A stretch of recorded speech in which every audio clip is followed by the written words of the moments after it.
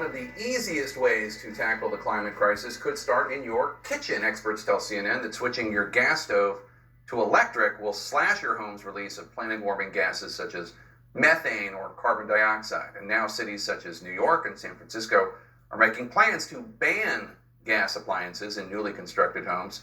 But as CNN's Renee Marsh reports, natural gas companies see gas bans as a burn, and they're using lawmakers to try to keep the pilot light on.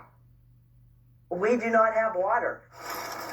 In the dry and sparse alfalfa fields of Kaywood Farms in Pinal County, Arizona, the effects of climate change are undeniable.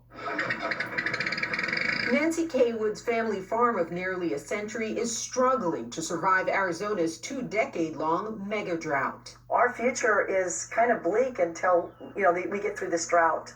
This canal is supposed to supply water to farmers and their crops, but for as far as the eye can see, it is completely dry and filled with these really dry tumbleweeds. Water has actually not flown through this canal for the last 9 months, all due to the drought.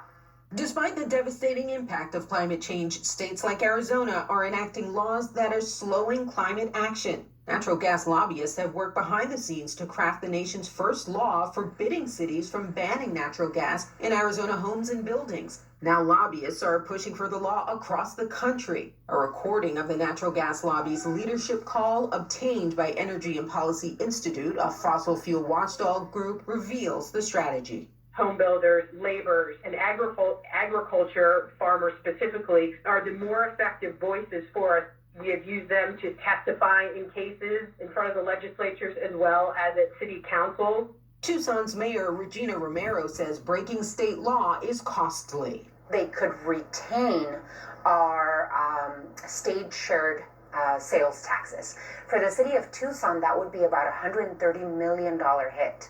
Nearly 24 Republican-controlled states across the country have passed preemptive laws forbidding natural gas bans, preventing local governments from drastically cutting greenhouse gases. Residential and commercial greenhouse gas emissions from heating and stovetops made up 13% of total U.S. emissions in 2019. When you have state governments that are really cutting off local government authority at the knees, that means that local governments aren't going to be able to combat climate change in the way that makes the most sense.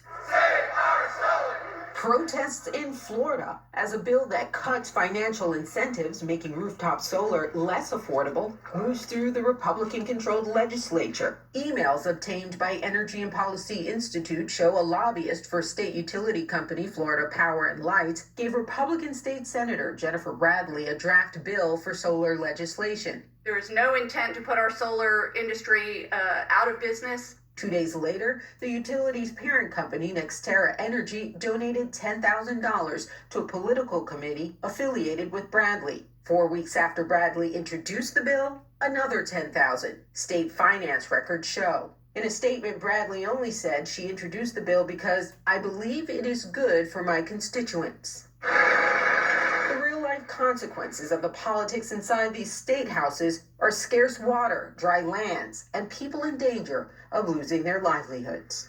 My granddad farmed it, my dad farmed it, my son farms it. I'm very involved with it out here, and to lose our land would be very painful. Well, Jake Bradley's spokeswoman avoided CNN's questions about the timeline of events for when she received the draft bill, introduced it, and received political donations. As for the natural gas lobby, an American Gas Association spokesperson acknowledged that the audio does sound like the group was directly lobbying state governments to enact these laws. Despite that, they maintain that they are not directly lobbying for these specific pieces of legislation. We also reached out to the Arizona lawmakers who introduced the law forbidding gas bans, but no response at this point. I'm sure it's just a coincidence. Renee Marsh, thank you so much. Appreciate it. It's a family